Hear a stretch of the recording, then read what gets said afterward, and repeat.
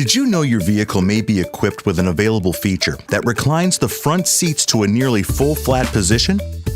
They're called Max Recline Seats, and here's how to use them. First, flip one or both rear seat cushions to their upright, locked position and remove any objects that may obstruct the movement of the Max Recline seats. Next, pull back and hold the seatback switch located on the outboard side panel of the seat cushion until the seatback is in a comfortable position or until it stops moving. The front upper seat bolster tilts for extra comfort.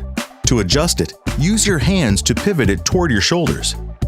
After the upper seat bolster reaches its forwardmost position, pivot it forward again to release it to the home position.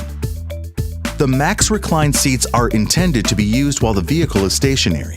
If the passenger seat is in Max Recline mode while the vehicle is moving, a chime sounds and a warning appears in the instrument cluster. These can be turned off by moving to its upright position.